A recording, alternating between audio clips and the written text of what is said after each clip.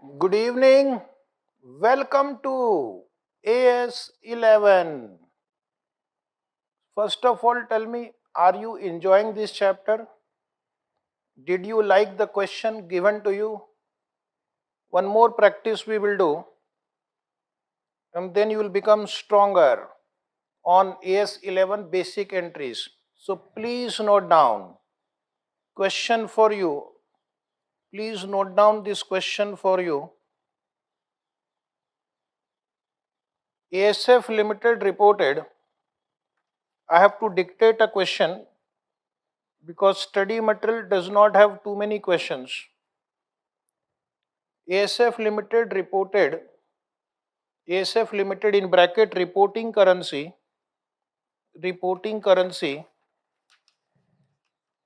INR. INR means Indian rupee.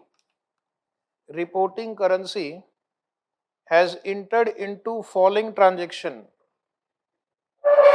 Has entered into falling transaction. Just please note down the question on the screen. Please note down the question on the screen. Please note down the question on the screen. You can see the question on the screen. Please note down.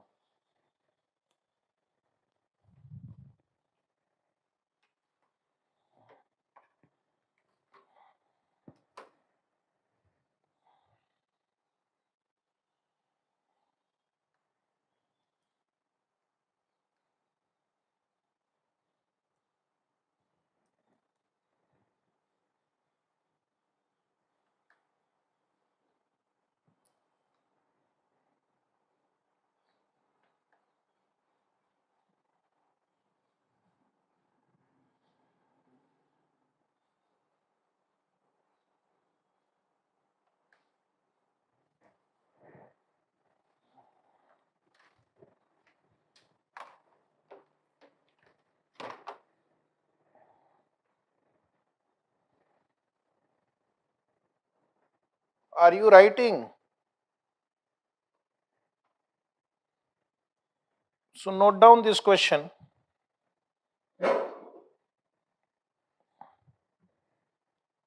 1/4/2020.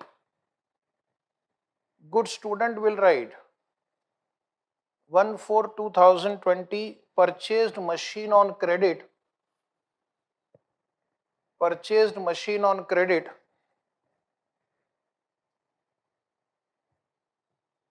rupees 10 lakh. 1/5/2020. 1/5/2020 purchased goods for $30,000. Purchased goods for $30,000 on credit.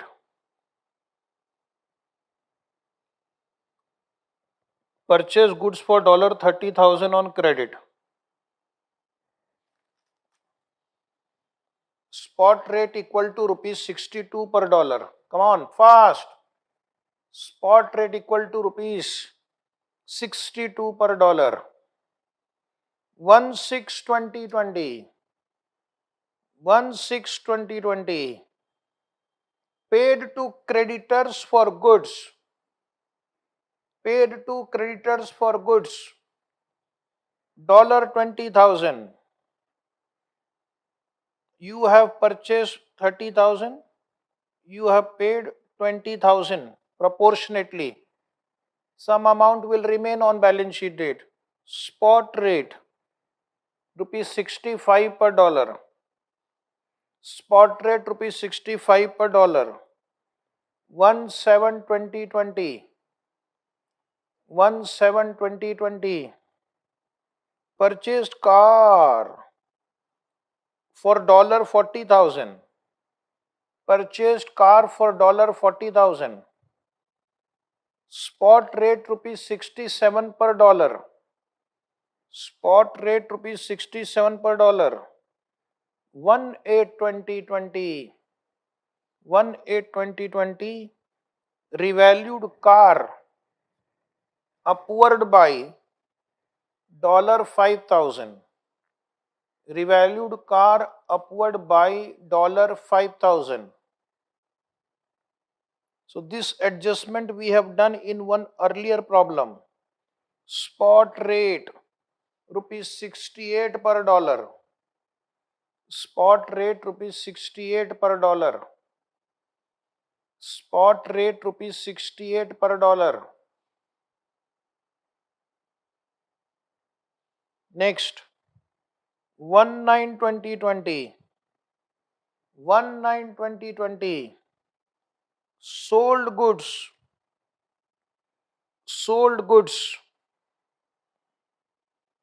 Dollar 10,000. Sold goods for dollar 10,000. Spot rate rupees 69 per dollar. Spot rate rupees 69 per dollar. Spot rate rupees 69 per dollar. Closing rate on 30th September 2020 is rupees 70 per dollar. Is rupees 70 per dollar. Is rupees 70 per dollar.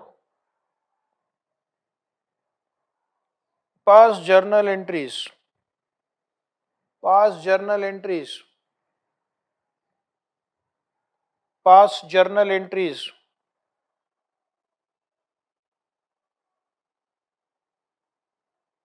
Past journal entries.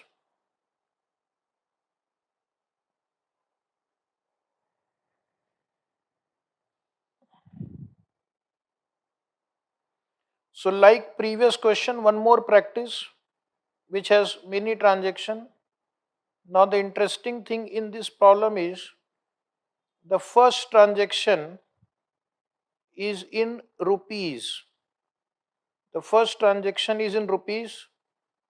The reporting currency is also Indian rupee. So here no conversion required. Otherwise student will convert rupees into some more rupees. Okay. So that was to trick you. That is already in rupees. So no further conversion required. Of course other transactions will be required to be converted. So please write down journal entries. Journal entries. Date, particulars, debit, credit. Draw one full page format. Narration will be homework. Narration will be homework. Date 1st April 2020. 1st April 2020. Machinery account debit 10 lakh to vendor account 10 lakh. This is already in Indian rupee. No conversion required. No conversion required. 10 lakh rupees. 10 lakh rupees. Now next entry is on 1/4/2020. 1/4/2020. On this date, you have purchased goods of $30,000. Rate of exchange is 62. So the entry would be purchases account debit. Continuously follow me. 30,000 into 62, 18,60,000 to creditor for good. To creditor for goods, 18,60,000. To creditor for goods, 18,60,000. To creditor for goods, 18,60,000. Now out of these 30,000, 20,000 were paid. So 10,000 will remain outstanding. So at the time of payment, you will proportionately reverse the creditor, but the payment was made at a different rate, so therefore there would be exchange loss.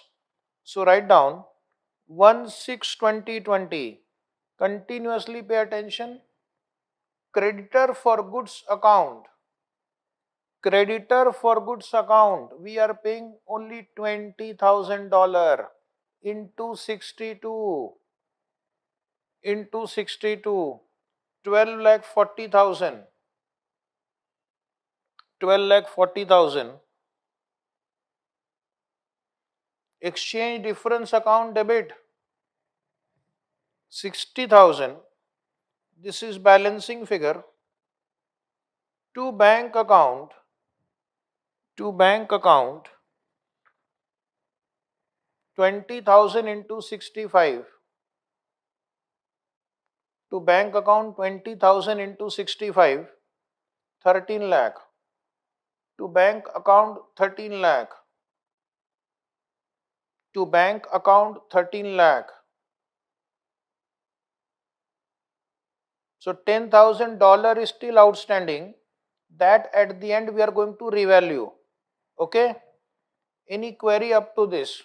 Then they have purchased one car also for $40,000. On that date the rate was 67.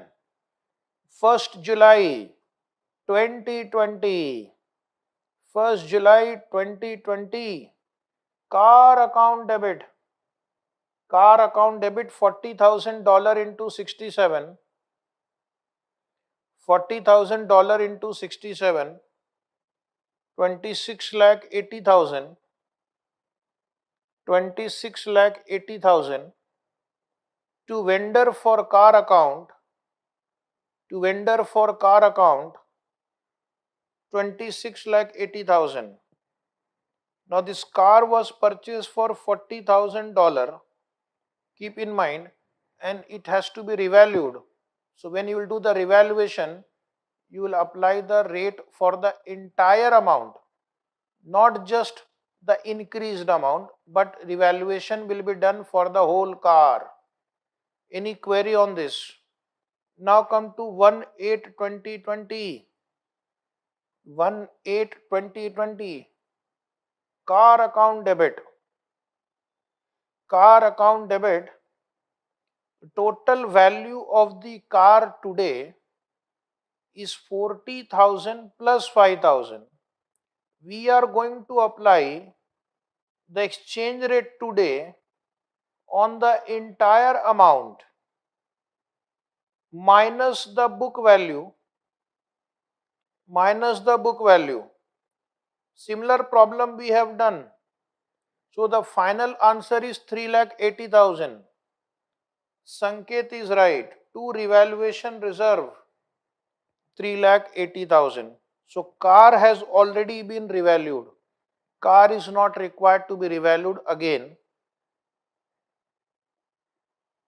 1/9/2020. Come on, fast. Everybody, don't go away. On 1/9/2020, we have sold goods. We have sold goods. Debtors account debit 10,000 into 69. Debtors account debit 10,000 into 69. 6 lakh 90,000. To sales account 6 lakh 90,000. Come on, everyone. To sales account 6 lakh 90,000. Your study material does not have such detailed question.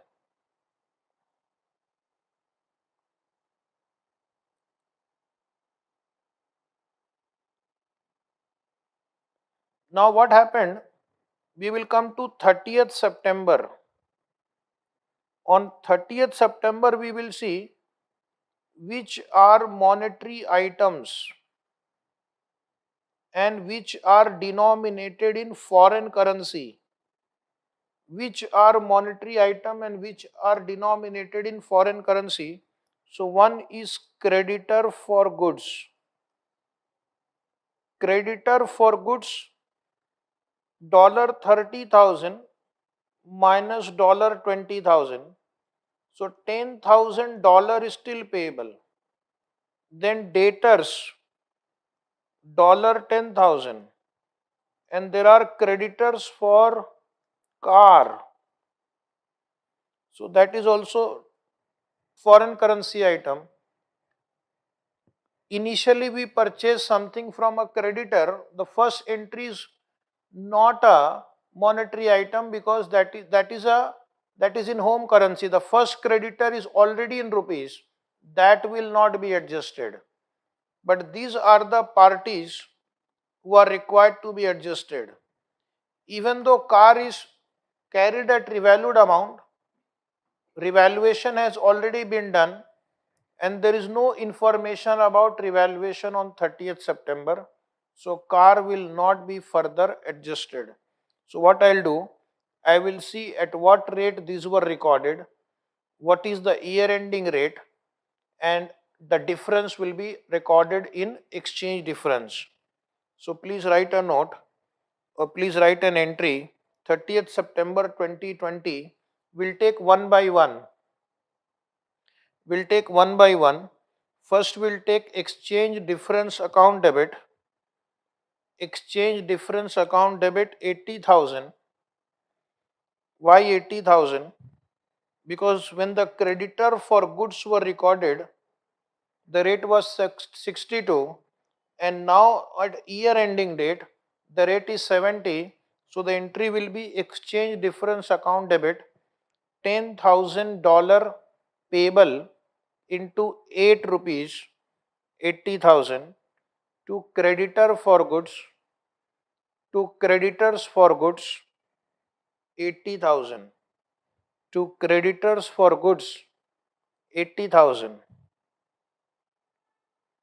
Then there is a vendor for car also. We have to pay him $40,000. When the car was purchased, the rate was 67. Today the rate is 70. So exchange rate has gone up by 3 rupees. So my entry will be exchange difference account debit. Exchange difference account debit 40,000 into 3. Exchange difference account debit 40,000 into 3 to vendor for car, to vendor for car 1,20,000. Narration is homework. To vendor for car 1,20,000. And similarly we have a debtor also which is denominated in foreign currency. So in case of debtor also, I will see at what rate debtor is recorded and what is the year end rate, and the difference will be recorded as exchange difference. So the next entry would be 30th September 2020. 30th September 2020, debtors account debit 10,000. Why 10,000? When debtor was recorded, the rate was 69. At year end, the rate is 70. So by 1 rupee, the rate of exchange has gone up. So debtor will be increased by 1 rupee into 10,000, 10,000 rupees, and to exchange difference account, 10,000. To exchange difference account 10,000. This is the answer of this question.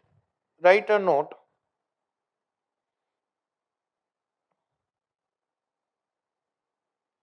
Exchange difference will be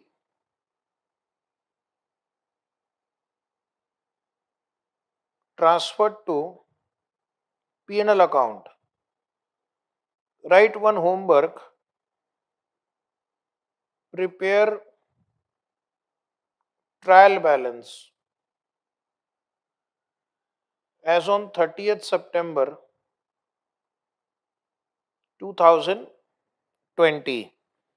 Prepare a trial balance as on 30th September 2020. So this is the entry, and similar questions are given in your notes also. In your exams also, similar questions are being asked. So I hope you enjoyed. Now you are on page number 2 of this chapter. We are talking about recognition of exchange difference.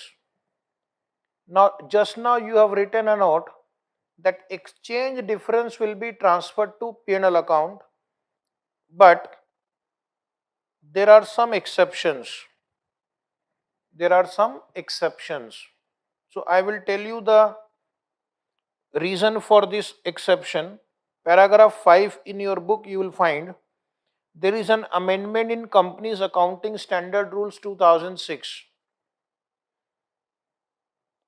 What is the exchange rate in India? Exchange rate when India got independence in 1947, it was around 9 or 10 rupees. Then slowly and slowly it kept on increasing. So let's say around year 2005, it became something like 50 rupees. One student is asking a query why we are not revaluing the car. Car is already revalued once. Okay, so in the previous question, this car has already been revalued. The one who has asked this query, say this entry. So whatever information was given based on that, car is a non-monetary item. Car is a non-monetary item. It will be revalued whatever rate of exchange is given on the date of revaluation. That we have done. They have not given anything about 30th September, that whether on 30th September the car was revalued or not. So we will not revalue the car. Car is a non-monetary item. Non-monetary item carried at revalued amount. Exchange rate will be applied on the date when the asset was revalued. So asset was revalued on 1st September. We have applied that rate. So my job is done. Okay, back to this question, back to this discussion. You are distracting me.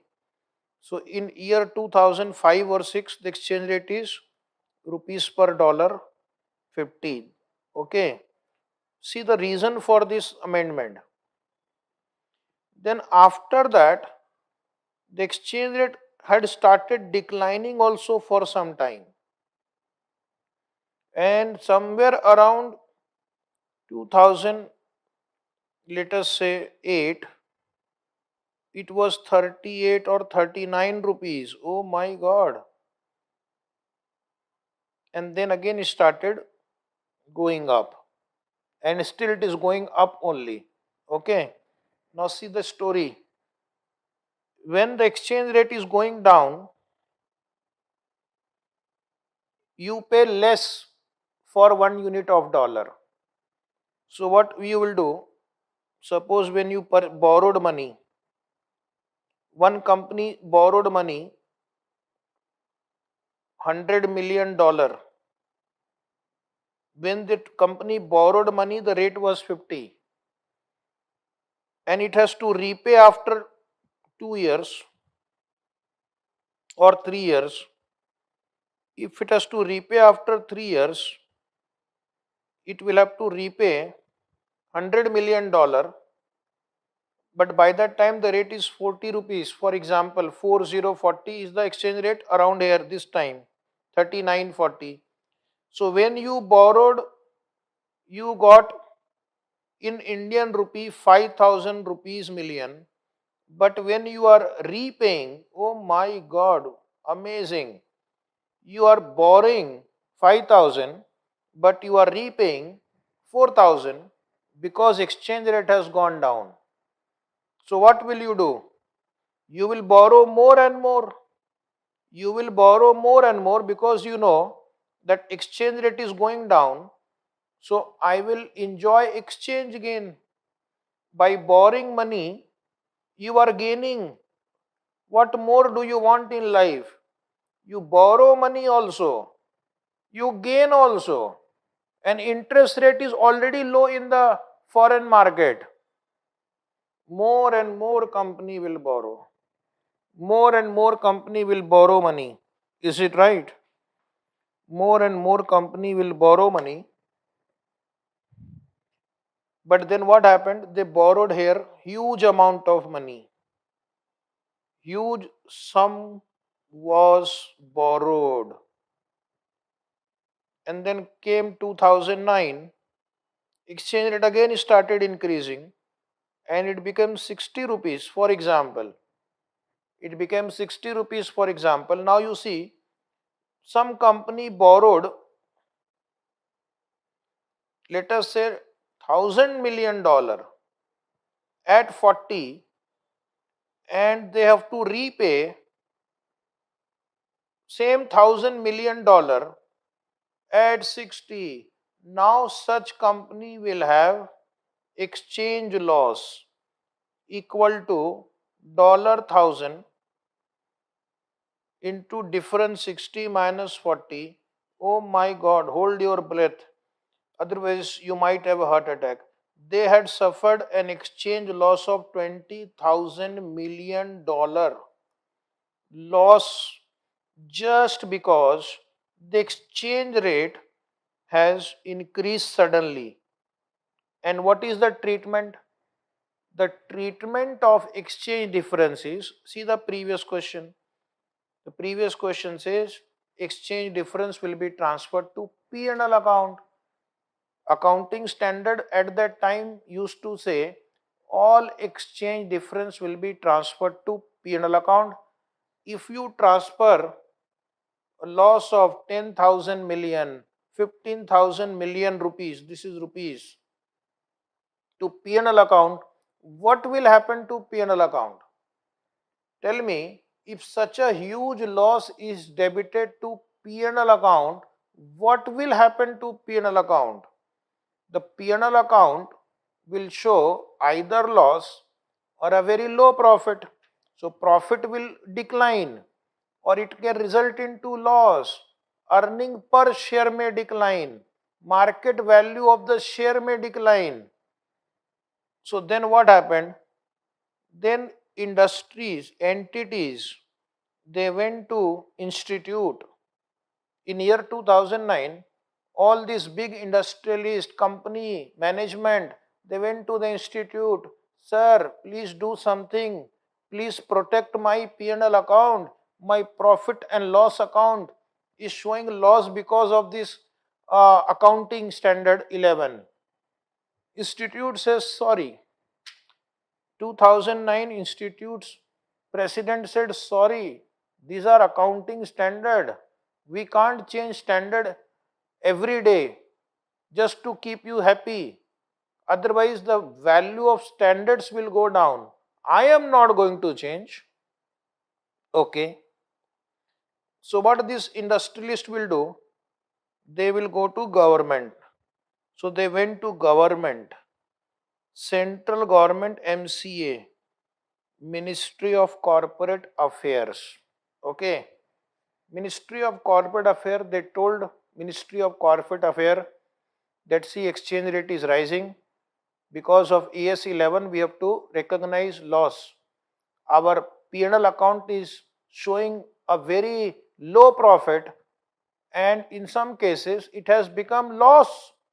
Instead of profit, it has become loss and P&L account. Loss account. So therefore government, what it did, government brought a notification. Government brought a notification which is called Amendment in Companies Accounting Standard Rule 2006. Okay. So what is this notification? I will first read one by one. Very interesting, pay attention. This notification originally was brought on, I remember that date also, 31st March 2009. That was the day the government brought this notification because it was the last day of the year. It was the last day of the year. So they thought that we have to do something in a hurry. And at night 11 p.m. they had brought this notification so that it can be applied from that year. Anyway, So the notification is applicable is with respect to accounting year commencing on or after 7th December 2006 and ending on or before 31st March 2012. This was the original notification that it will be applicable only for a short period. Government told the businessman that I am not going to give you this benefit forever. This benefit is only for a short period because exchange rates are very volatile. So what was the treatment? The treatment was that if exchange difference, as per this notification, if exchange difference arises on long term, that means this notification is applicable only for long term item, not for short term item, long term foreign currency monetary item. So in short, we will call it long term FCMI. LTFCMI, long term foreign currency monetary item. So if suppose you have taken loan is a long term foreign currency monetary item. If the loan is taken for more than 1 year, if the loan is taken for more than 1 year, it is a long term foreign currency monetary item. And if that loan is used for buying a depreciable asset, is used for buying a depreciable capital asset. Example of depreciable capital asset is property, plant and equipment. Okay. So if this loan is taken for this purpose and if the exchange difference arises, that exchange difference will not be transferred to P&L account but will be adjusted in the cost of this depreciable capital asset.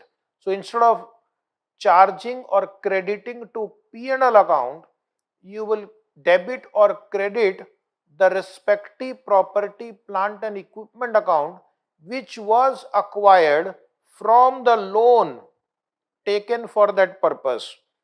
And if the loan is taken for other purpose, if the loan is taken for other purpose, second line here, if the loan is taken for other purpose, then what you will do? Don't charge it to P&L account immediately. Rather, you will defer it under a heading called Foreign Currency Monetary Item Translation Difference Account, FCMITDA account.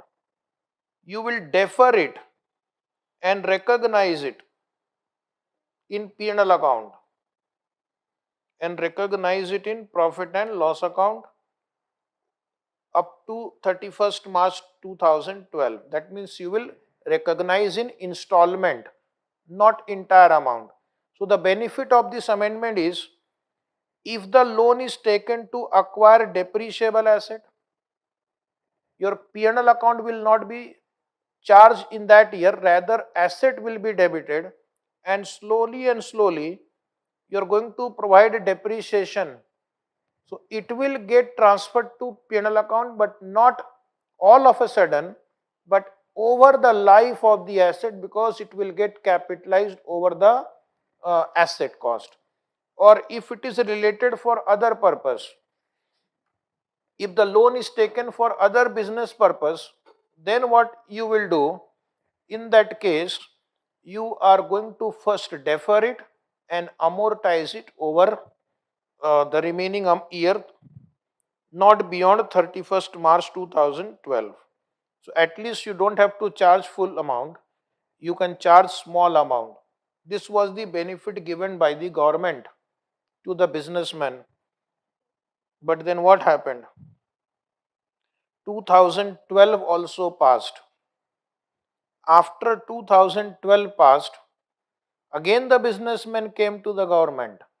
Again the government extended the date by some more years. So what you do? You write down this chart in your notebook, and on that we will take two questions, one dealing with case 1 and one dealing with case 2. So this is now the position I am sure students are enjoying and writing. Please write down in your notebook uh, amendment in companies accounting standard rule 2006. Amendment in companies accounting standard rules 2006.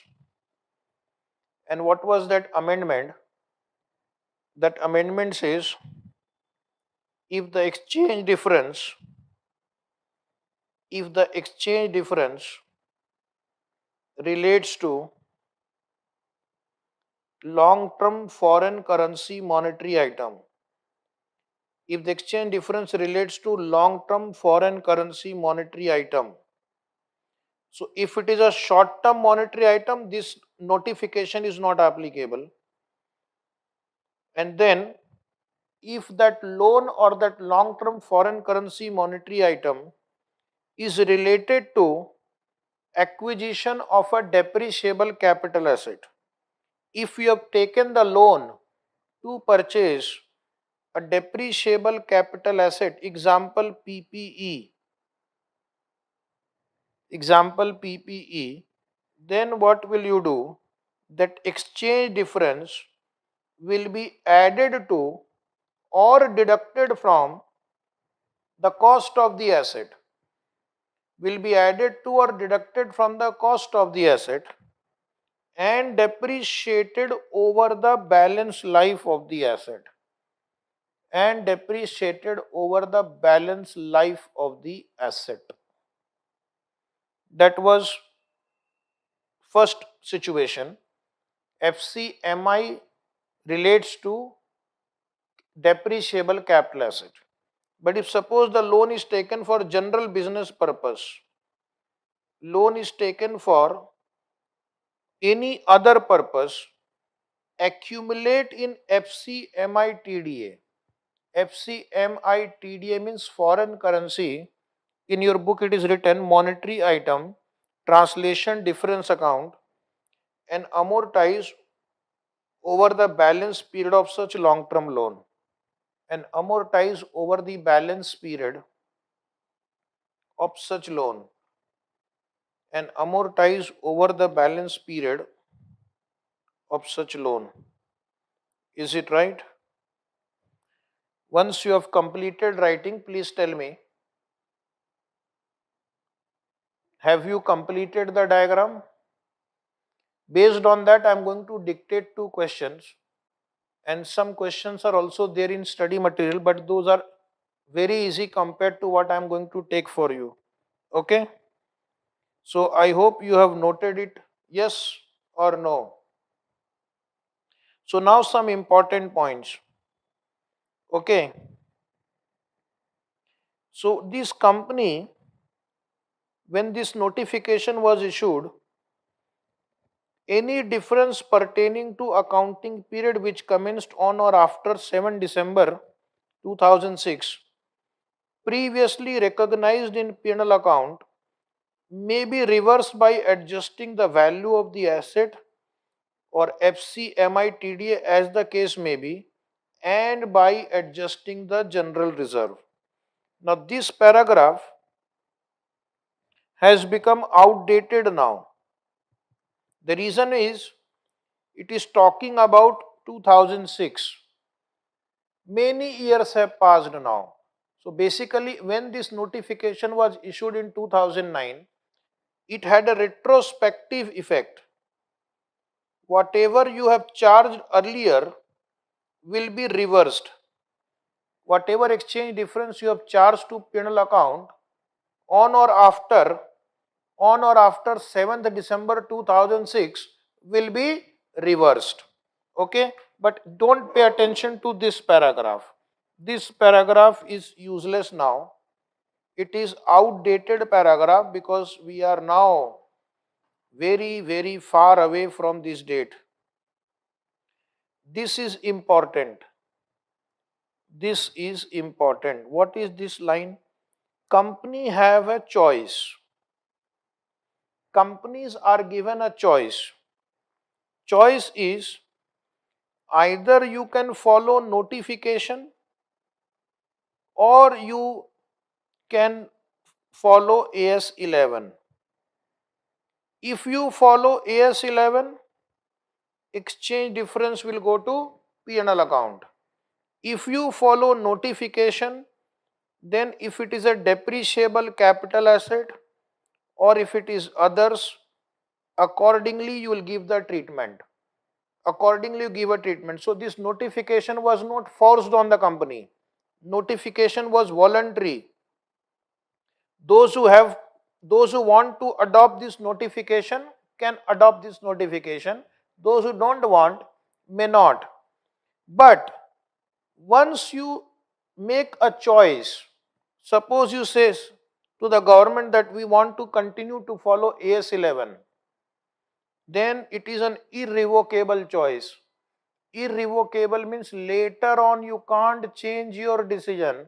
Then every year you have to transfer the exchange difference to P&L account.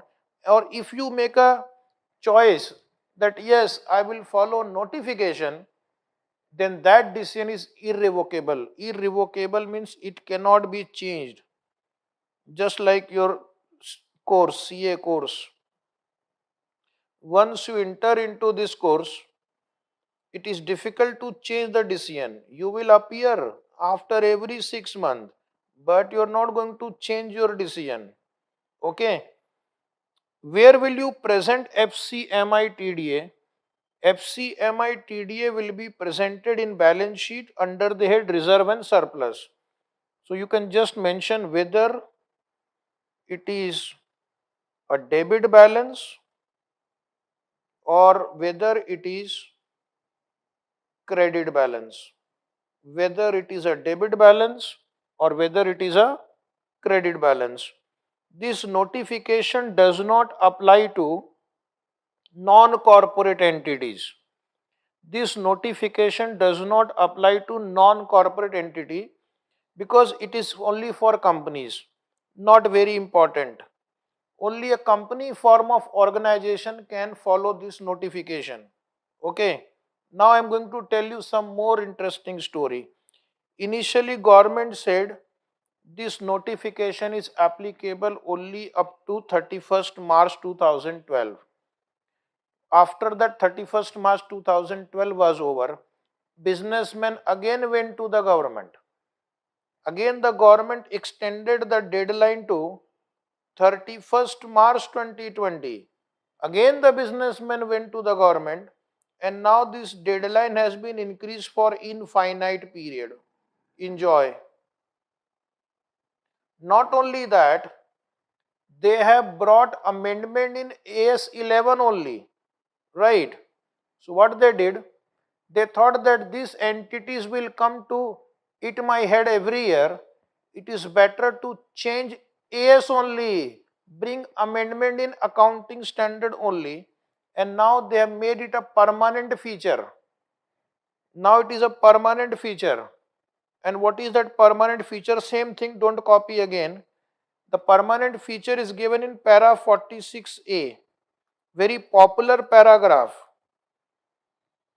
This para 46A gives an option to the entity. Either you do the normal accounting under AS11 and transfer the exchange difference to P&L account, or you can take the shelter of 46A. What is 46A? Same thing. If it is exchange difference relating to long-term foreign currency monetary item, and if it is related to depreciable asset, you will capitalize it in the cost of that asset and depreciate it over remaining life. And if it is related to any other, you are going to defer it and amortize it over the remaining life of the loan. Over the remaining life of the loan. So if the loan is taken on 1/7/2019 and the loan will be repaid on 31st March 2028, then you are going to defer and amortize it over this period. If the loan is going to be repaid on 31st March 35, then you are going to defer and amortize it over this period. So now entities don't have to go to the central government every year and ask for extension. You have a choice and you can defer it and you can amortize it over the remaining period. Is it right? So now, as I have promised you, I am going to dictate two questions. Very important, because your study material also has similar question, but study material question is very simple. I am going to give you a detailed question. So please write down question. Please write down question, and you can practice today homework. Today's homework. Practice all questions. If you practice all questions, you will be able to solve any question in India's, any question on accounting standard in the exam, and you will get full marks. So trust me, question starts from first line. ASF Limited. ASF Limited on 1st April. ASF Limited on 1st April 2012. ASF Limited on 1st April 2012 borrowed USD 90 million. Borrowed USD 90 million. Borrowed USD 19 million. 9019. 90 million means in bracket 9 crores. 90 million is equal to 9 crore. The funds were used by X Limited. The funds were used by X Limited for purposes. The funds were used by X Limited for F small sentence continues. For purposes other than acquiring. For purposes other than acquiring. For purposes other than acquiring depreciable capital asset. For purposes other than acquiring depreciable capital asset. Underline this one. For purpose other than acquiring depreciable capital asset. So it may be taken for your day-to-day business, but it was not for acquiring any capital asset like PPE. The loan carries an interest rate of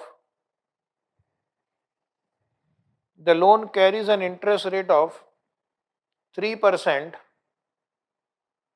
The loan carries an interest rate of 3% on reducing balance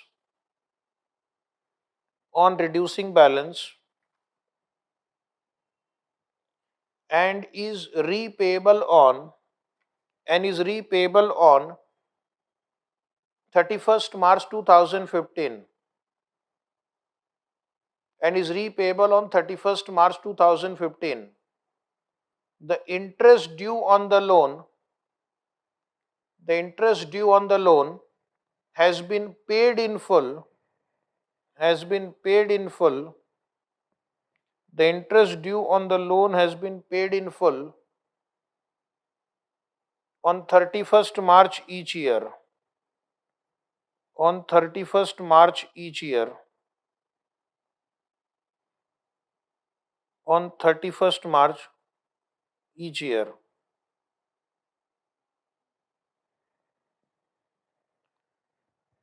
The exchange rate on the date of borrowing was 1 USD equal to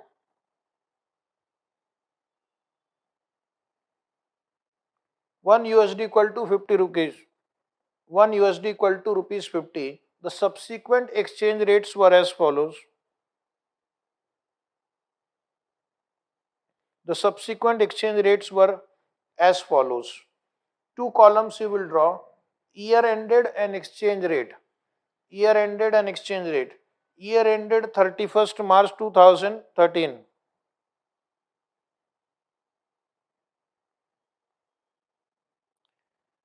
exchange rate. So 31st March 2013, exchange rate was 51. Oh my God. Exchange rate has gone up. 31st March 14, 1 USD equal to 49. 31st March 15, 1 USD equal to 48. So what do you observe? Your exchange rate is 50 rupees, then it goes up 51, then it goes down to 49, and again it goes down to 48 rupees here. So first it goes up by 1 rupee, goes down by 2 rupees, and again goes down by 1 rupee. Plus 1, minus 2, minus 1. Okay. Question is past journal entry, assuming that the company follows para 46 of AS11. Assuming that the company follows para 46 of AS11, and to save your time, one line is given, entry for interest need not be passed. Entry for interest need not be passed. Entry for interest to save time. Otherwise, in the exam, you will have to pass entry for interest also. Interest rate is 3%. Loan is $90 million. And these are the rate of exchange which you will apply to calculate the interest. Okay. So is everybody ready with the question? What is the amount of loan taken? $90 million. So first year it will go up by 1 rupee. So 90 million means 9 crore into 1. 9 crore rupees loss.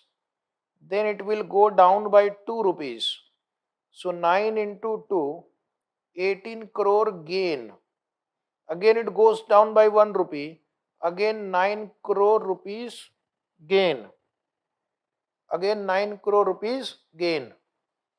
So when you solve the problem, you have a difference of 9 crore exchange loss in year 1, 18 crore exchange gain in year 2, and 9 crore exchange gain in year 3. But you have decided to apply para 46A, so the entire amount will not be transferred to P&L account. The life of the loan is 3 years, so we are going to amortize the exchange difference over 3-year period. Is it right? Say yes. Once you say yes, it is right, we are ready to go ahead. I will go ahead. Are you all ready with the question?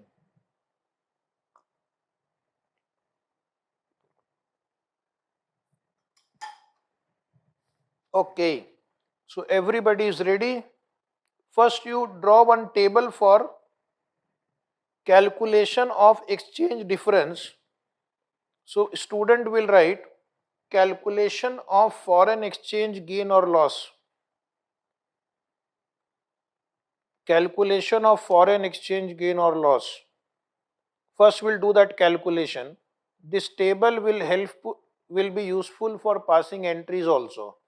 So every student will take out his notebook, take a scale, pencil, paper, write. Write the format, it has total 6 columns. Year ended. Year ended, then write down opening balance in FCMI TDA. Everybody, come on, opening balance in FCMI TDA. This loan is taken not for buying a depreciable asset. This loan is taken for other purpose. Therefore, we have to create FCMI TDA account. Second column, opening balance in FCMI TDA. Third column is exchange gain or loss. Third column is exchange gain or loss. Fourth column is total. Fourth column is total. Fifth column is exchange. Fifth column is amount to be recognized in P&L account. Fifth column is amount to be recognized in P&L account. And last column is closing balance. Closing balance in FCMI TDA. Closing balance in FCMI TDA. So once this table is ready, it will become easy to pass the entry and you will understand it better also. So if all of you have drawn the format, tell me. This format is for checking how much amount we are going to recognize, how much amount we are going to recognize in the P&L account. Just wait a minute.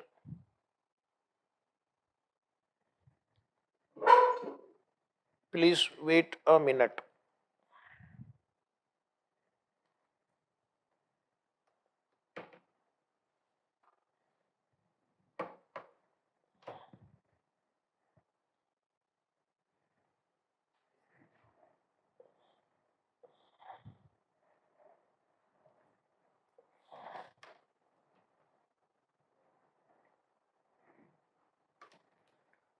Okay, we are almost ready. So all of you are going to solve this amazing question now. So first you write down year ended. What will be my first year ending date? My first year ending date will be 31st March 2013. First year ending date will be 31st March 2013. On that day, opening balance is nil. Opening balance is nil. And exchange loss we have calculated rupees in crore, 9 crore. 9 crore. Why 9 crore?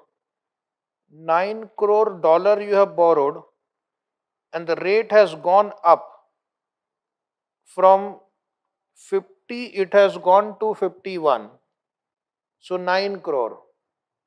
Rate is 51 now. It was 50 last year. By 1 rupee, it has gone up. So my total will be opening balance is 0. Current year exchange difference 9 crore.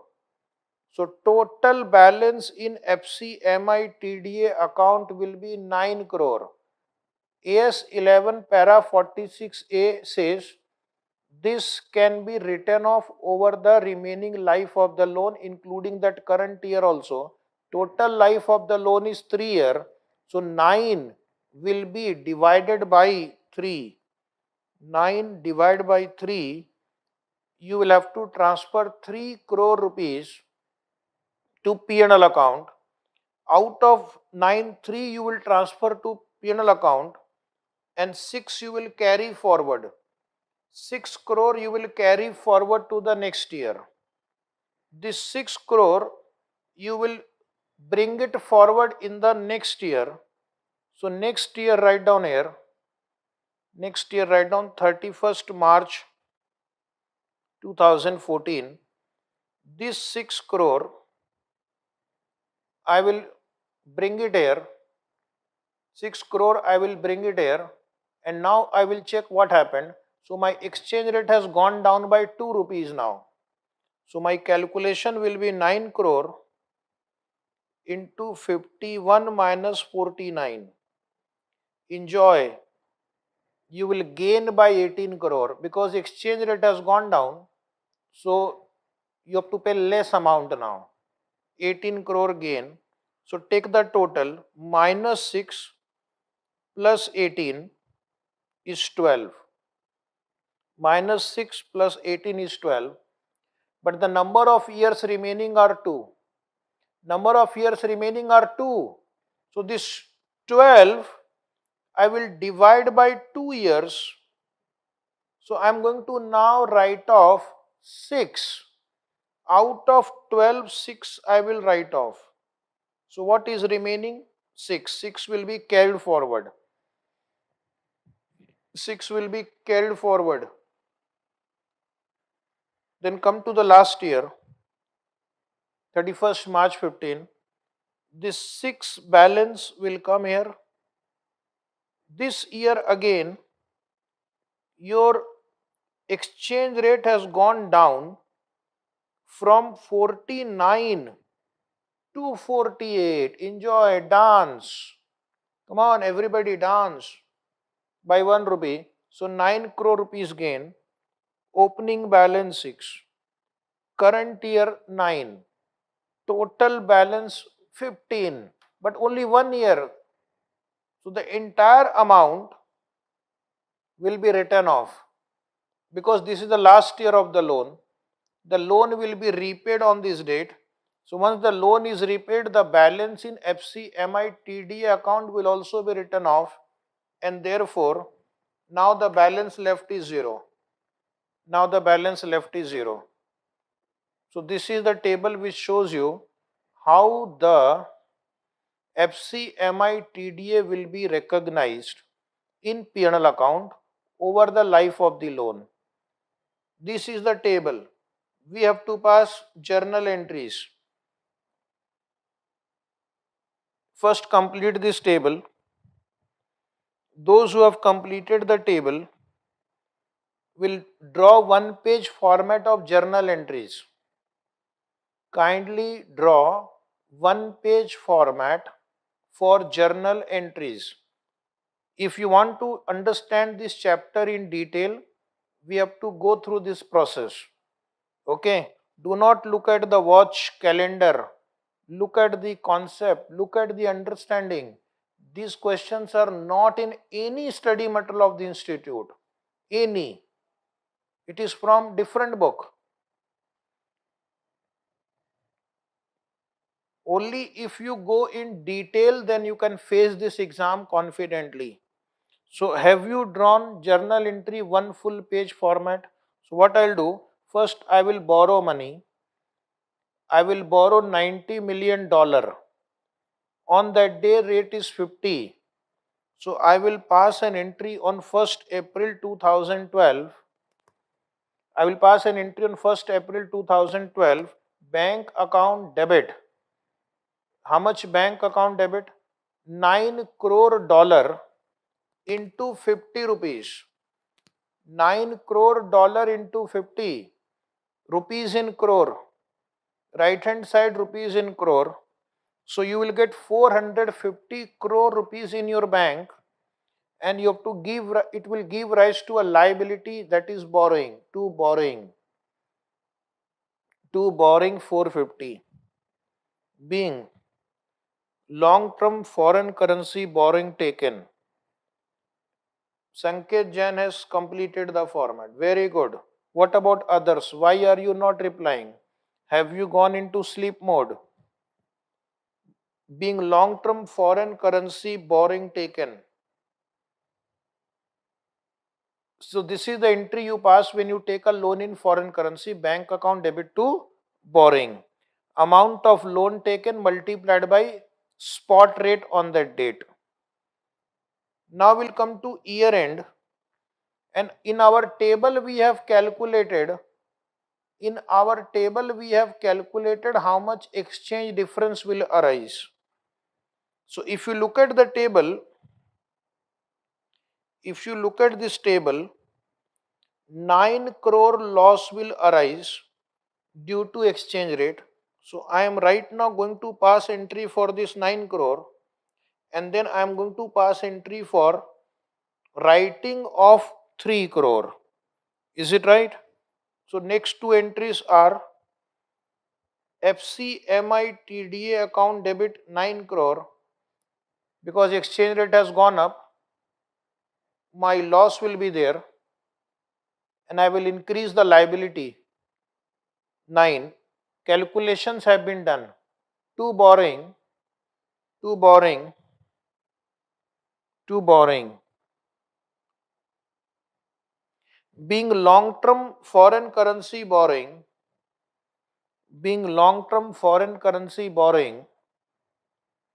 translated, being long-term foreign currency borrowing translated as per para 46A, being long-term foreign currency borrowing translated as per para 46A,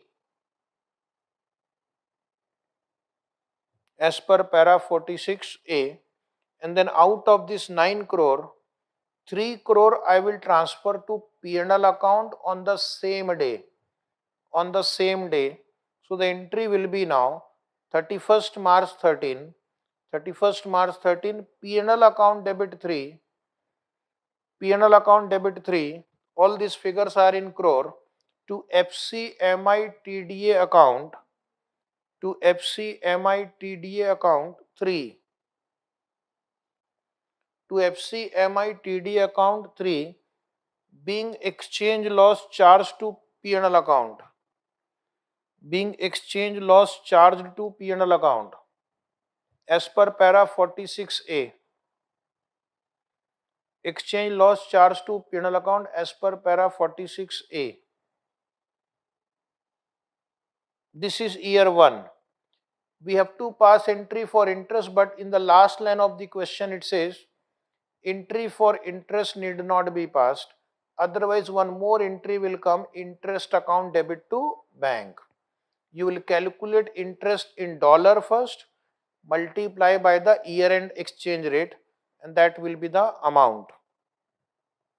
Now we'll come to next year. Next year we had a good luck. Exchange rate has gone down by 2 rupees. So my liability will reduce by 9 crore into 2, 18. Calculation already done. Entry for reduction in liability, borrowing account debit 18 to FCMITDA account 18. To FCMITDA account 18. Please keep replying any query. This question you will not find in any of the material of the institute. So please do it carefully. Being foreign currency borrowing, being foreign currency borrowing translated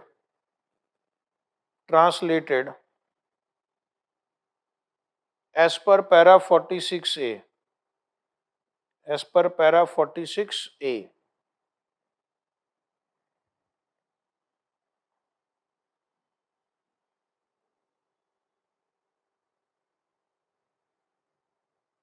Out of that now, 6 we are going to transfer to P&L account. Same date, calculations have been done. FCMITD account debit,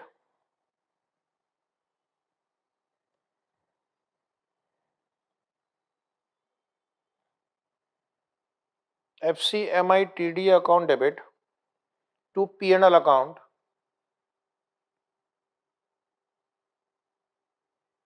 to P&L account. So the answer is 6. Narration is homework. Keep 2 lines blank.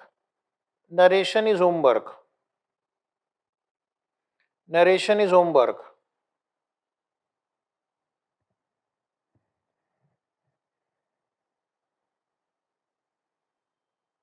Narration is homework. Next, write down 31st March 15. Look at your table.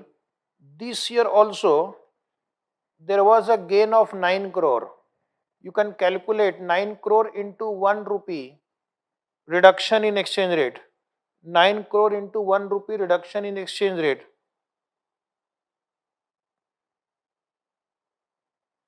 Borrowing account debit to FCMITD account. Borrowing account debit to FCMITD account.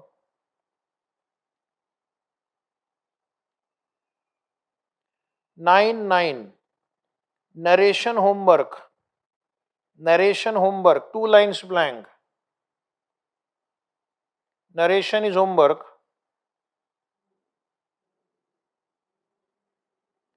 And then we will pass one more entry. You can see in your table 3rd year, The total balance in FCMI TDA is 15.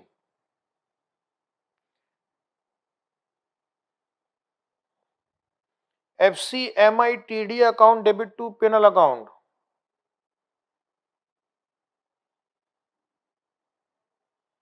FCMI TDA to penal account 15. Okay, narration homework. Same narration. Same narration. And you have to repay the loan also. Don't forget. One more entry for repayment of loan. One more entry for repayment of loan. Borrowing account debit 432. You have borrowed 9 crore dollar. Exchange rate is 48. Kindly multiply 9 into 48. 432 crore you have to repay to bank account. To bank account. To bank account.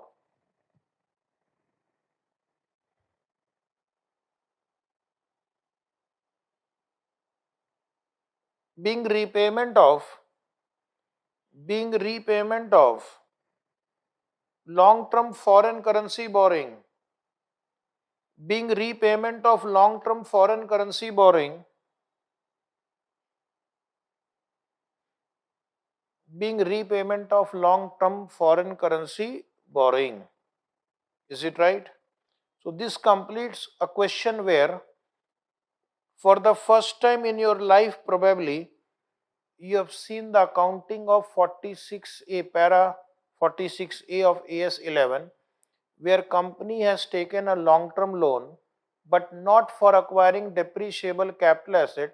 They are allowed to defer the exchange difference and amortize it over the life of the loan. This is exactly what companies have to do now. Now I am going to give you another question where the loan is taken to acquire. Guess, loan is taken to acquire dash, gap, fill in the blanks. Loan is taken to acquire what? Loan is taken to acquire dash, fill in the blanks. Everybody. So the answer is loan is taken to acquire depreciable asset. Write down. Question. Everybody should participate in answering. Saurav Chauhan, depreciable asset is right. Same question with a twist. ASF Limited on 1st April 2012, ASF Limited on 1st April 2012. Gogoi is right, Tiwari right, Jain right. Depreciable asset. Same question but a small change. ASF Limited on 1st April 2012 borrowed USD 90 million. Borrowed USD 90 million. There is a similar question in institute's material, but this is much better.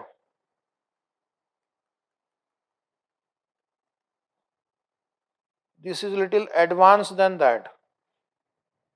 Once you can solve it, you can solve any similar question on para 46A. ASF Limited on 1st April 2012 borrowed USD 90 million. Everybody should answer. The funds were used for acquisition of depreciable capital asset. The funds were used for acquisition of depreciable capital asset having a useful life of 5 years.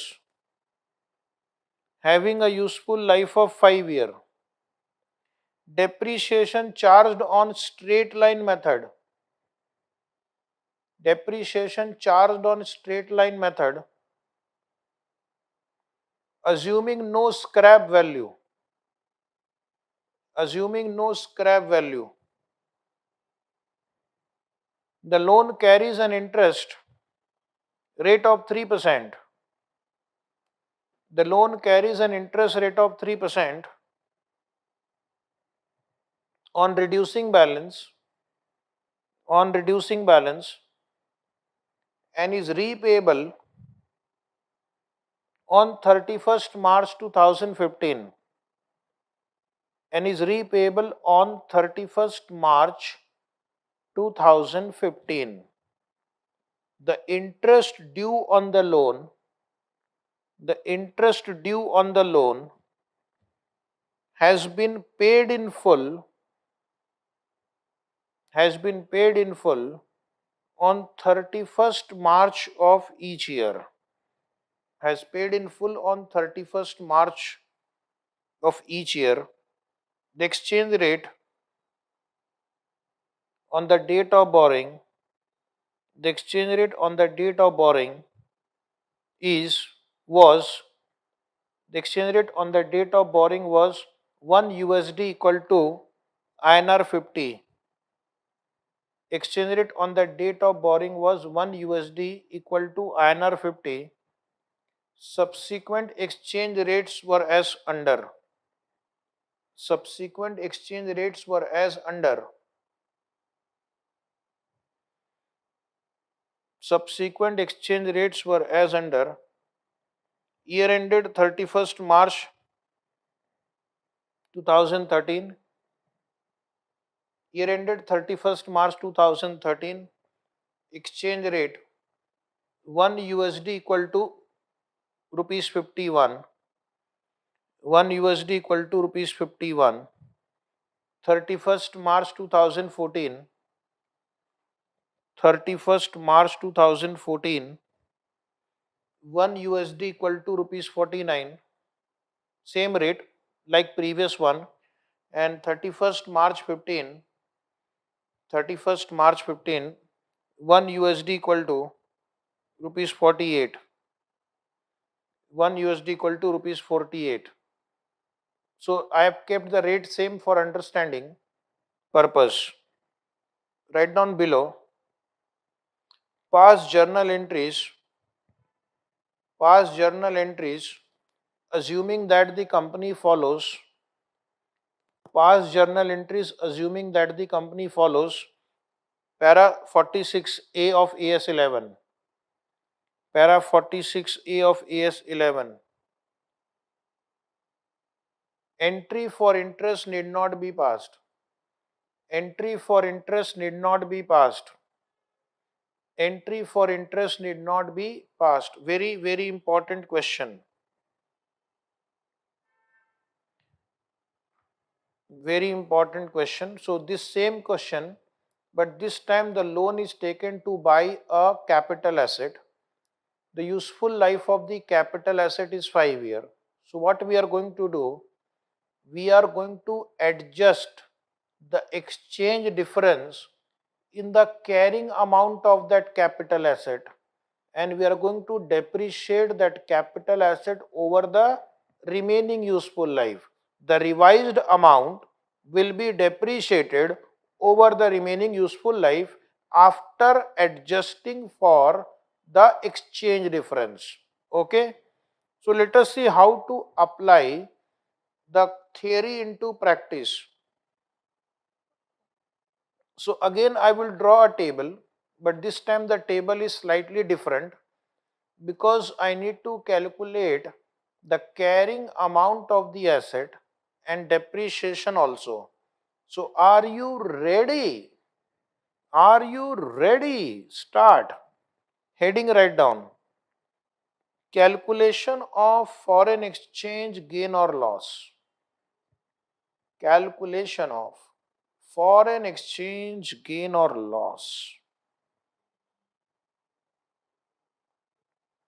Calculation of foreign exchange gain or loss, and then you will write right hand side rupees in crore. Right hand side rupees in crore. Year ended. Year ended. Then opening balance in bracket asset account.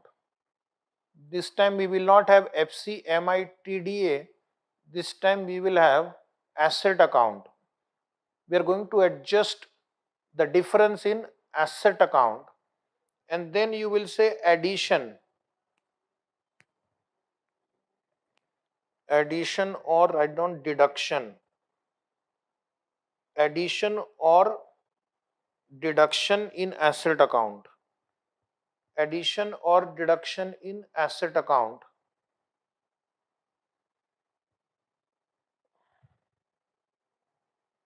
because of exchange difference.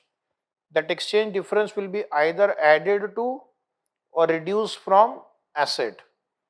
Next column, exchange gain or loss. Exchange gain or loss, adjusted value. So after making this adjustment, we will get adjusted value.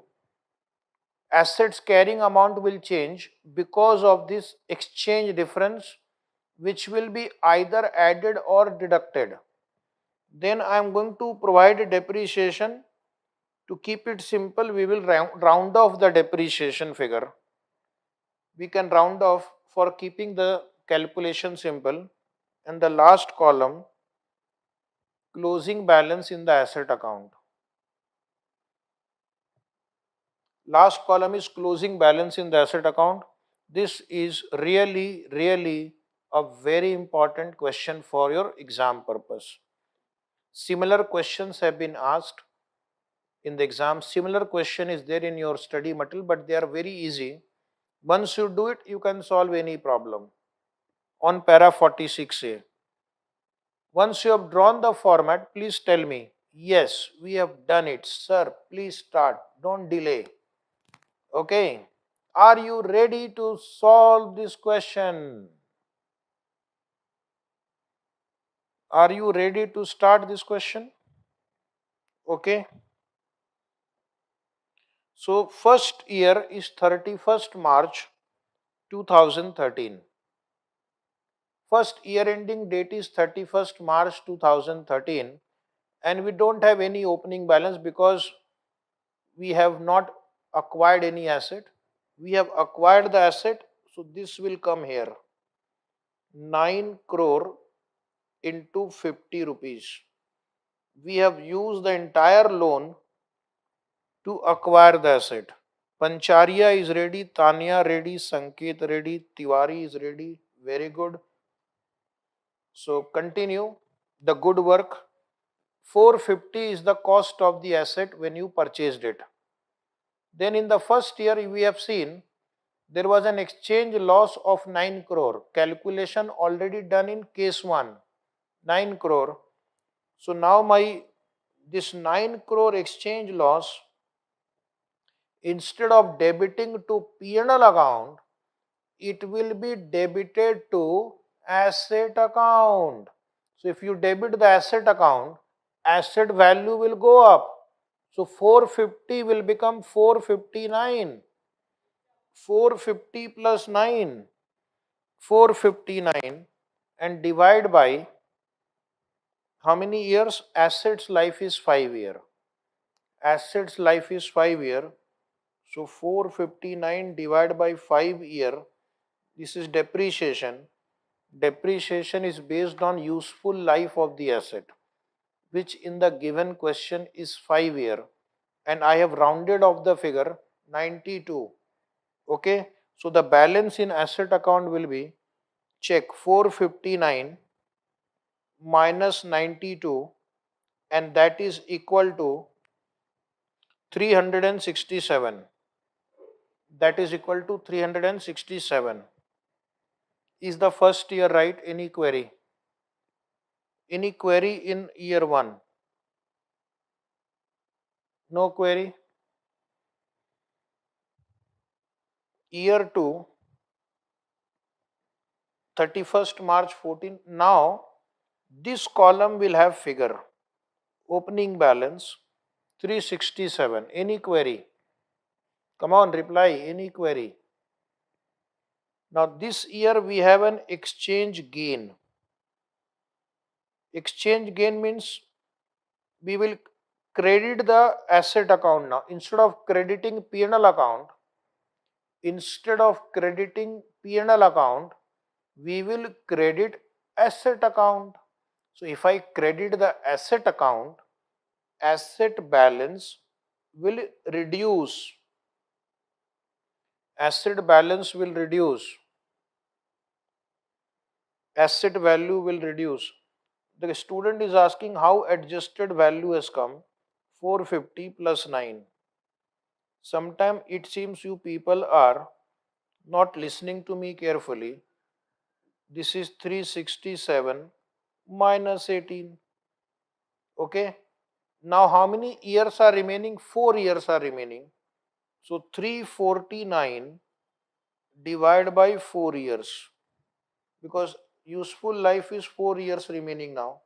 So I am getting 87.25, but as I have decided, I will round it off. So 87. Now I will ask how the closing balance has come. That also I will write 349 minus 87. That is how closing balance has come. Yes. Don't worry, you keep asking any query. Now any query in year 2. Any query, Pawar, any query. Jan, any query.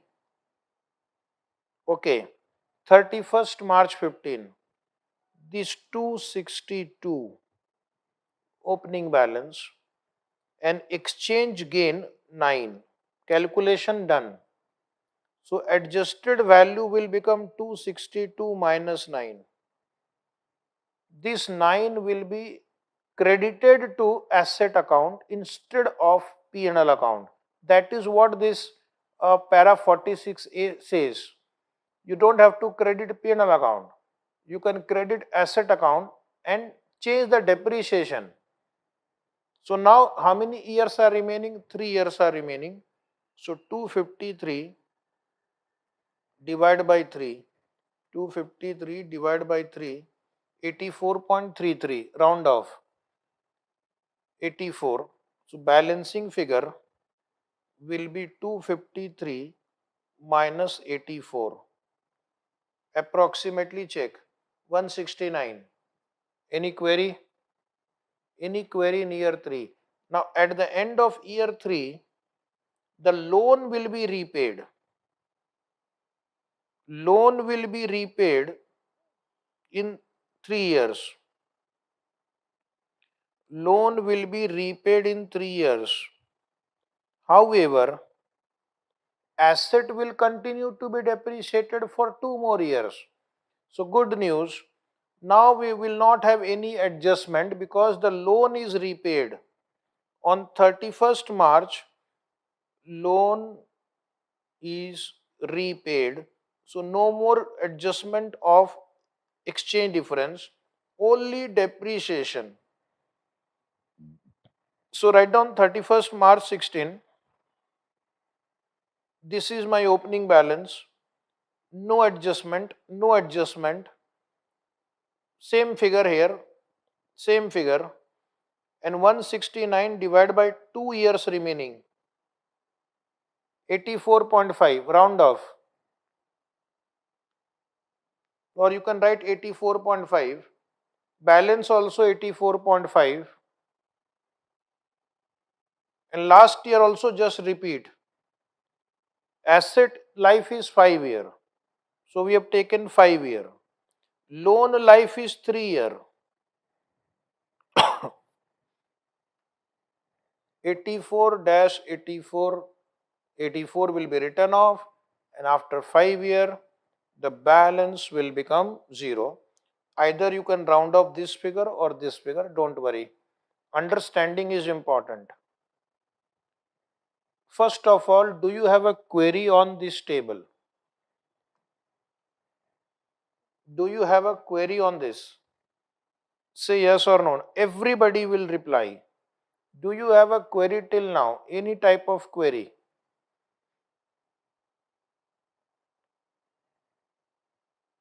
Okay. Seems no query. So what is the question? Pass journal entries. So we are going to pass journal entry every year. For this first year, we'll pass entry for loan taken to purchase the asset. Then we are going to pass entry for exchange difference. Every year we are going to pass entry for depreciation, and in the third year we'll pass entry for one loan repayment also. And institute was kind, they said do not pass entry for the interest. Otherwise, every year for 3 years, one interest entry will also be passed. Gupta, no query. Pawar, no query. Tanya, no query. Okay. So write down journal entries. Write down journal entries. One full page, 1.5 page, because 5 years are involved. Oh my God. This question is waiting for being asked in the exam. Waiting list is clear. Journal entry on 1st April 2012. Journal entry on 1st April 2012. We have acquired an asset, we have borrowed money. So entry on 1st April 12 will be PPE account debit, PPE account debit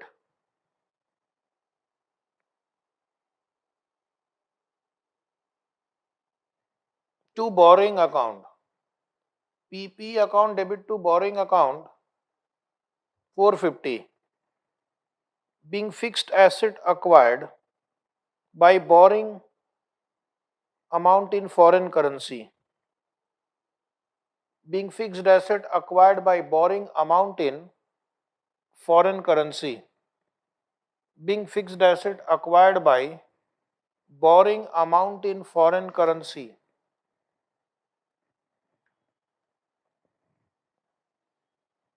Second entry is for exchange difference.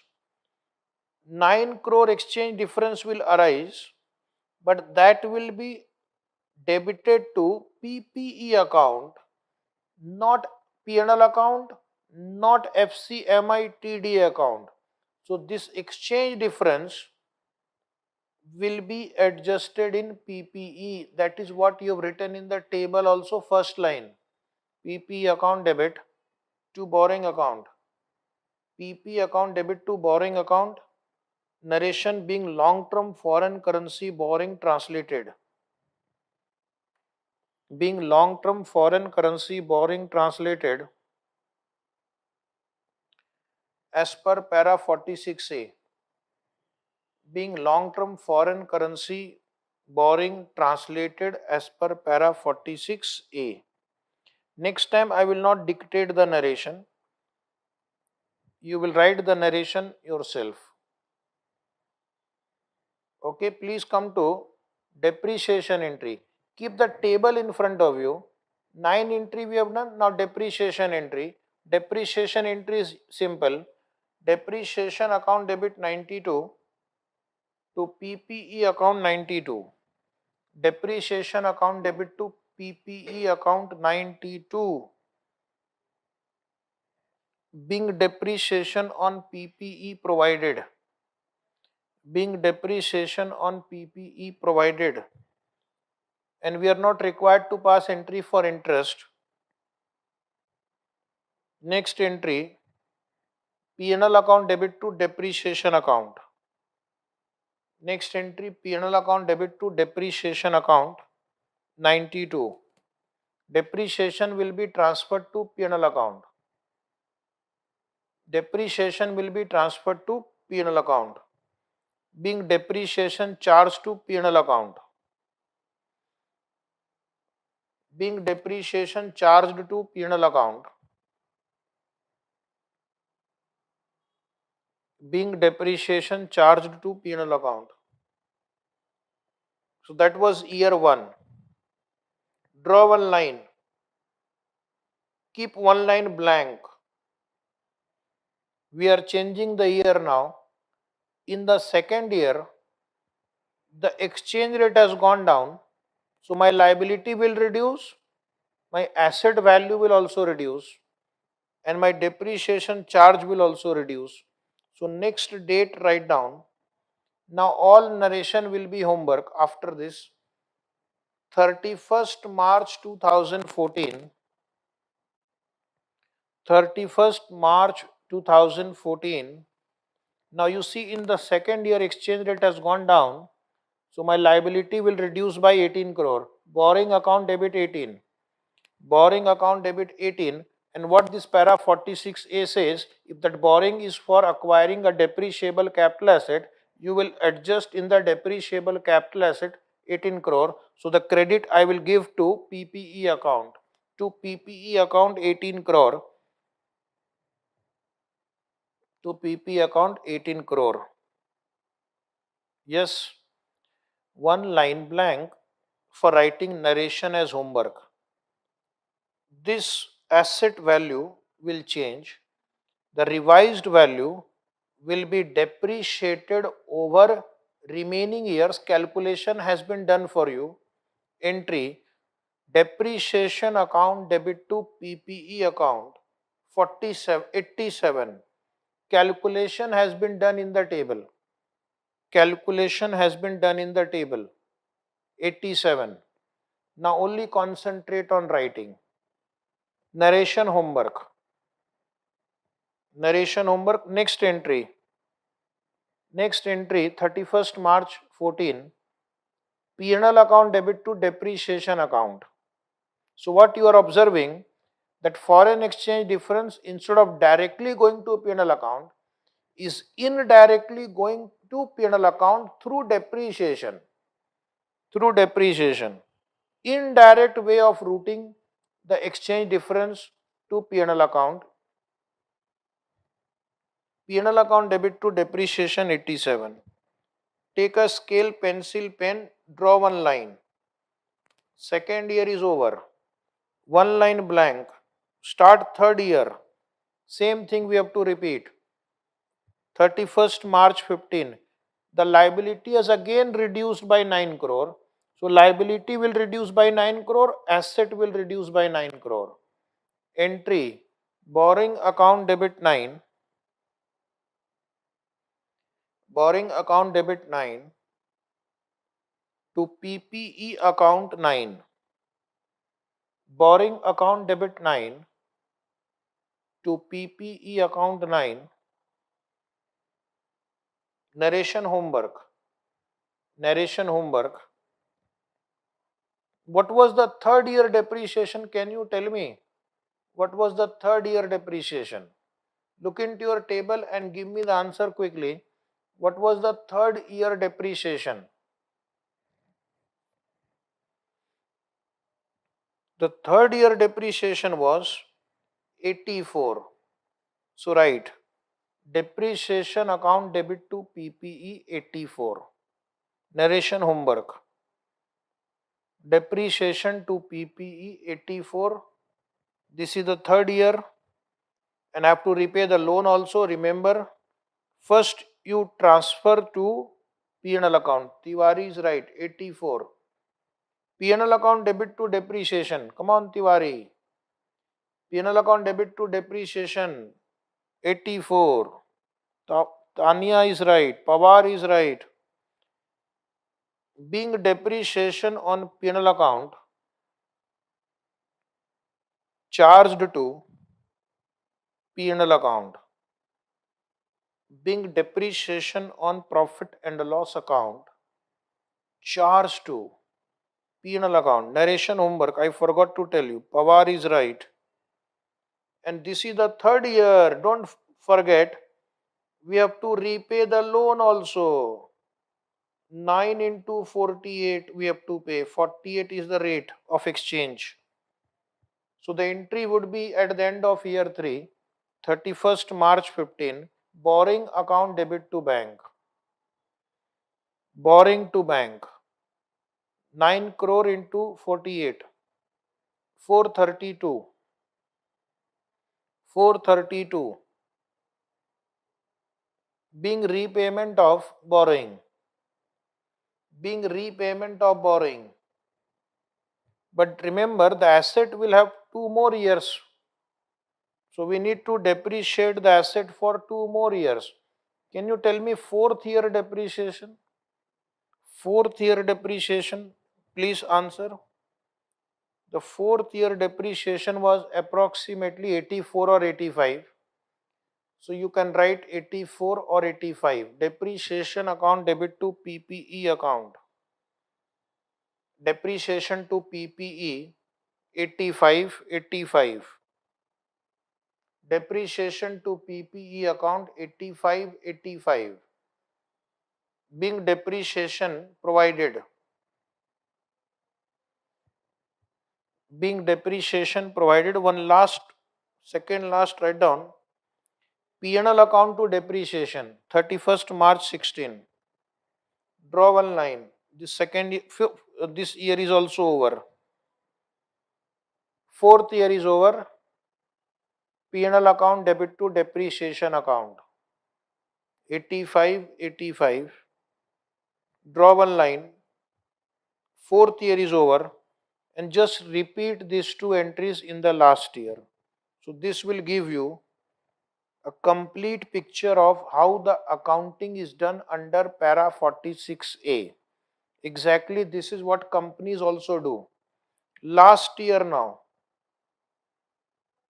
Last year depreciation. Come on. What was last year depreciation? 84. Depreciation account debit to PPE account.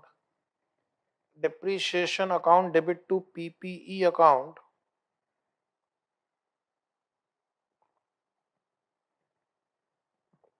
84.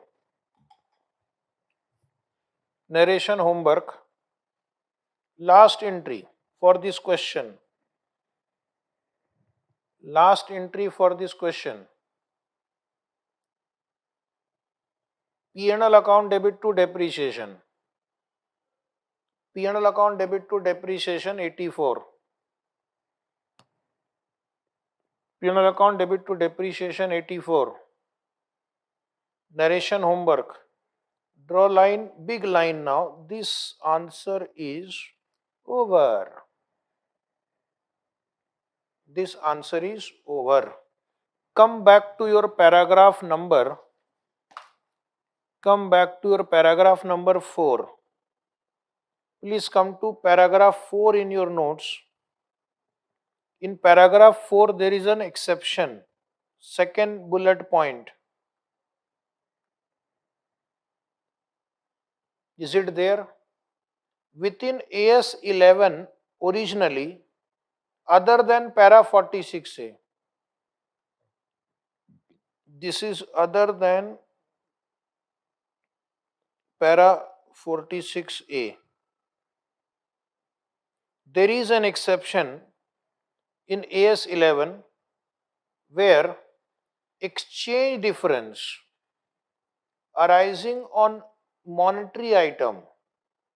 This is one exception in AS 11 where exchange difference arising on monetary item that in substance forms part of the enterprise net investment in a non-integral foreign operation. Underline net investment in non-integral foreign operation, then it will be accumulated in foreign currency translation reserve. If it is related to net investment in NIFO, non-integral foreign operation, then the exchange difference will not be transferred to P&L account, but it will be accumulated in foreign currency translation reserve, FCT, foreign currency translation reserve, until the disposal. Until disposal. Until disposal means once you dispose this net investment, the FCTR will be transferred to P&L account.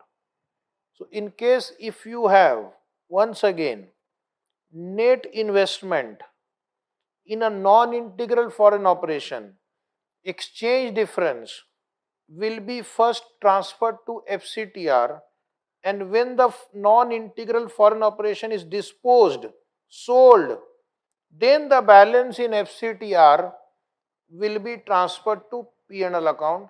Till that time, you are going to keep it in FCTR only.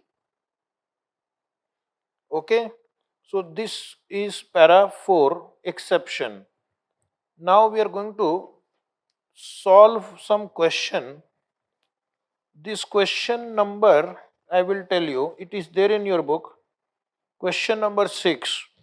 After about 6 or 7 pages, you will come across question 6. It is an exam question. This question is repeated also sometime in the exam. So please mark it important. IMP, important problem. So are you there? Question number 6 printed in your book with the solution. So you will only concentrate on understanding. Please come to question number 6. A company had imported raw material. Wow. Imported worth US dollar 2,50,000 on 15 January 2005 when the exchange rate was 46 rupees per dollar. So that day the rate was 46 and the invoice is $2,50,000. The company had recorded the transaction at that rate. Very good. So write very good. Company is good. The payment for the import was made on 15 July 2005. So this transaction took place on 15 January 2005, $250,000, and that day the rate was 46. The transaction was settled on 15th April 2005. That day the rate was 49. However, on 31st March, the rate of exchange was 50 rupees per dollar. In between, you have year ending date. On the year ending date, the rate was 50 rupees per dollar. The company passed an entry on 31st March 2009. Now, this is the mistake this company has made. And this question comes in your exam quite often. The company passed an entry on 31st March 2005 adjusting the cost of raw material consumed, adjusting the cost of raw material consumed for the difference between 49 and 46 per dollar. So what this company has done, this company has made two blunders. First of all, they have transferred exchange difference to cost of raw material consumed. I never told you this. This is never done, but the company has adjusted the exchange difference in cost of raw material consumed. And secondly, they have compared 46 versus 49. 46 versus 49. So this is wrong. This is wrong. 31st March 2005, we should compare the rate at which transaction was initially recorded versus the year end rate. So you have to first write that company should not have adjusted exchange difference in raw material consumed.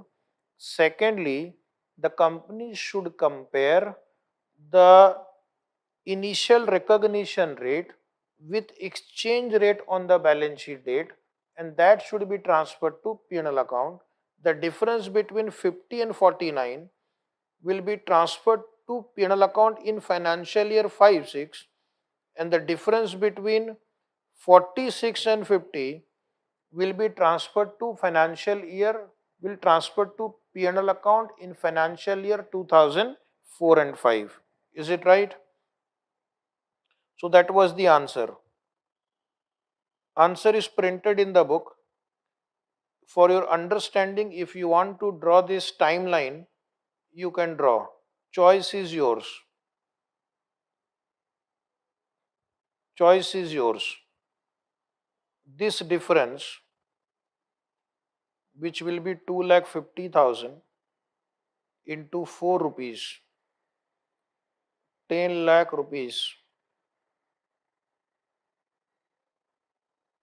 charged to P&L account in financial year 4-5, and this difference 2,50,000 into 1 rupees 2,50,000 you credit to P&L account because it's a gain. Exchange rate has gone down. You will credit to P&L account in financial year 2005-6. In financial year 2005-6. So this you can note down, those who are interested candidate.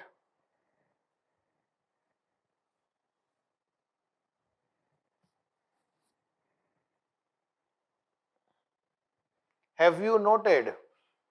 Please let me know. Have you written this note which I have given to you for understanding purpose? Remaining answer is printed in the book. Remaining answer is printed in the book.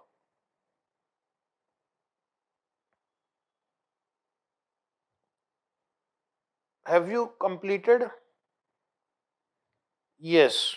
Now what you do, in this question you add one more thing from my side. Pass correct journal entries. Pass correct journal entries. Pass correct journal entries. So I am going to tell you, suppose they ask you in the exam to pass correct journal entries, then what will you do? Figures in Indian rupee. First, we will pass entry on 15 January 2005.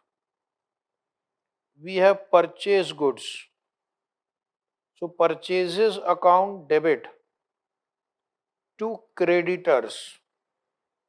Purchases account debit to creditor. You are going to record $250,000 multiplied by 46. Please reply. Good student will reply. 2,50,000 into 46. So you are going to record 1 crore 15 lakh. Check. Is it 1 crore 15 lakh? To creditor 1 crore 15 lakh. This will be your first entry on the date of purchase. Then on 31st March 2005, your creditor balance has gone up by 4 rupees. So the entry will be exchange loss in bracket P&L account debit 10 lakh. Calculation already done. To creditors 10 lakh. Please write down nicely a likely question in the exam. $250,000 into 50 minus 46. This is second entry on 31st March, and then we will pass entry on third entry 15th April 2005. Write down 15th April 2005. Creditors account debit to bank account. $250,000 I have to pay. On the date of payment, the rate of exchange is 49. So 2,50,000 into 49, my payment would be 1 crore 22 lakh 50,000. My payment will be 1 crore 22 lakh 50,000 and my creditor balance in the books is 1 crore 25 lakh. This is my creditor balance 1 crore 25 lakh, but I have to pay only 1 crore 22 lakh 50,000. 1 crore 22 lakh 50,000. So remaining amount will be exchange gain in bracket P&L account. You will credit 2 lakh 50,000. You are going to credit 2 lakh 50,000. Just check whether this is right.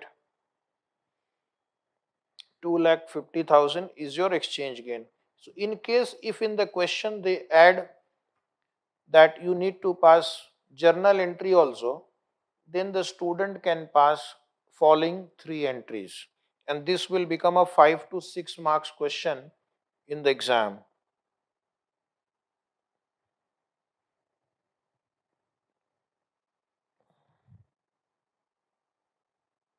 All of you have completed?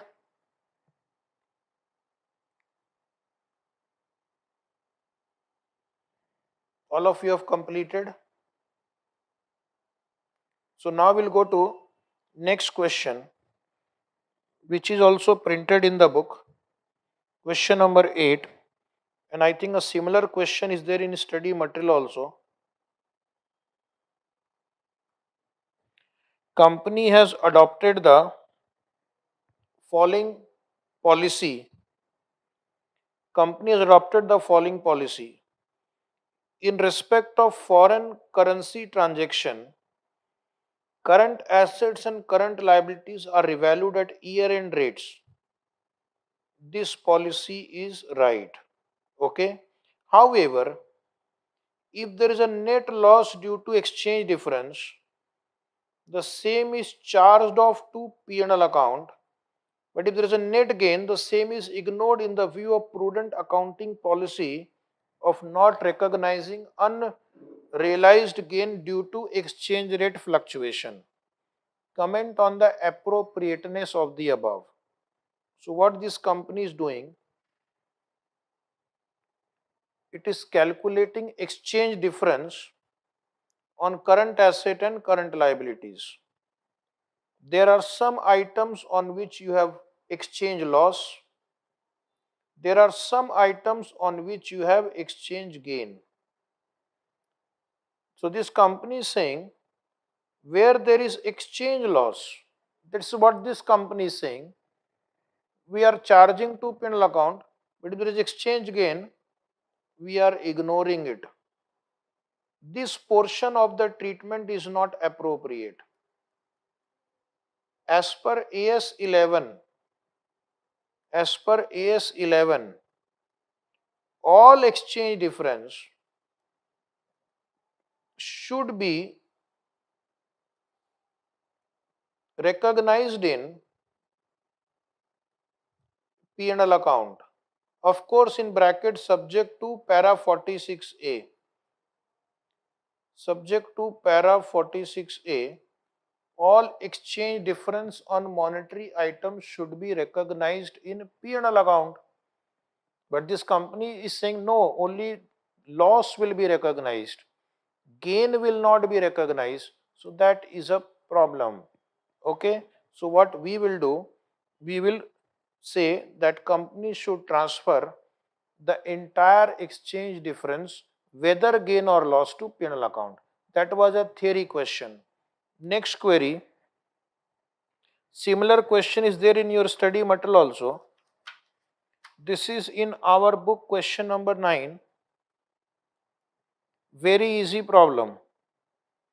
Goods purchased on 24th February, $10,000, rate is 46.60. At year end, 47.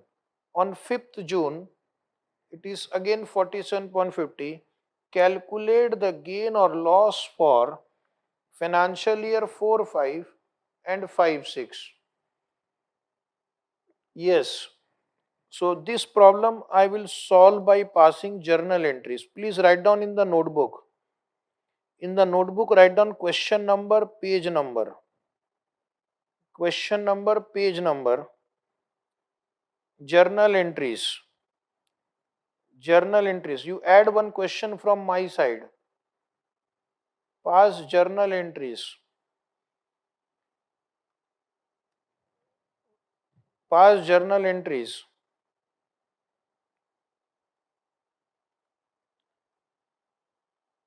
Draw the format. Figures in Indian rupee. First date 24th February 2005. Purchases account debit to creditors account. You will give me the amount. You will give me the amount. Purchases account debit to creditor account. Anybody for the amount?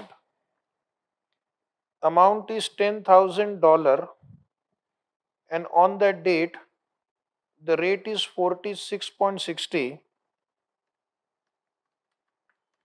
So that comes to how much? What is the answer? 4,66,000. Narration homework. Is right 4,66,000. Then on 31st March 2005, 31st March 2005, there is a increase by 40 paise. 40 paise into 10,000, 4,000 rupees exchange loss will be there. So I will pass an entry, exchange loss account debit 4,000 to creditors account 4,000, and the calculation will be 10,000 into 47 minus 46.60.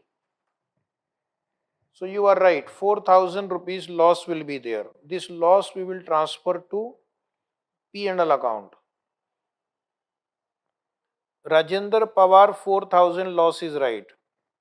Now one more entry on 5th of June 2005. One more entry we will pass is payment entry. Entry for payment. It is given exchange rate, date of payment. This is your date of actual payment. Properly written in your book. Date of actual payment. Creditors account debit. First you write creditors to bank. And you will pay $10,000 into rate is 47.50. So you will pay 4,75,000. You will pay 4,75,000 and creditor balance in your book is 4,70,000. So the difference is exchange loss again. Exchange loss will be transferred to P&L account. 5,000 rupees exchange loss on the debit side.